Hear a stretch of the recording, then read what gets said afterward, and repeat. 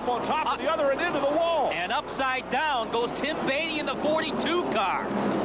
Wow. With Belmont, fire under the hood of the America Online car, and Belmont says, I'm out of here. Or at least trying to get out. He needs to get out. That's probably an uncomfortable view from the cockpit, watching fire come from under the bonnet as we watch Tim Bainey lay upside down. The crew will go to work on Andy Belmont in an effort to extricate him from that beaten, battered machine. Well, a fire extinguisher now has the immediate danger out of play, but there are a lot of frantic folks out there trying to get Andy Belmont out of the number 40 car, and it's hard to believe, but at only 65 miles an hour, cars can get airborne as they drive up on one another's fenders and hood. The 42 upside down, and Bainey appears to be in much better shape, but now Belmont, they have him out of the car, and the danger is past. Although I'm not sure if they have Tim Bainey out of the car yet. Andy's out. Red flag on the Speedway. Here at Anderson Speedway, following a spectacular crash involving the 42 car of Tim Bainey and the 40 of Andy Belmont, everybody is okay. There's Bainey.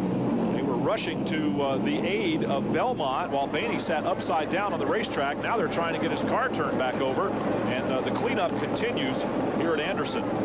I never would have guessed we'd get a 3,500-pound stock car upside down at a quarter-mile racetrack, but that's indeed what happened. Heavy damage to the America Online car of Andy Belmont. Boy, that car is hurt bad.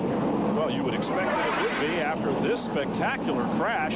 There's Bainey's car up on top, and in tandem, they go into the wall. A hard lick for both of them, and the impact turned Bainey's number 42 upside down. Andy Belmont is okay. That's the word. I like this racetrack. I really do. Just one of the drivers out there, you know, a lot of race drivers have what they call a stomach problem. That's where their brains and their feet come unhooked when they get in the car.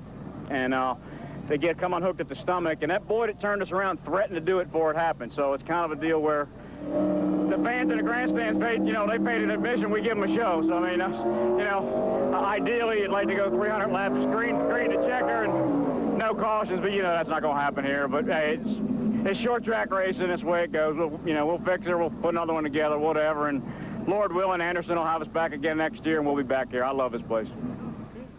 Well, I don't know if he'll fix that one, but I know that Andy Belmont will be back as we go on board. Let's look and listen.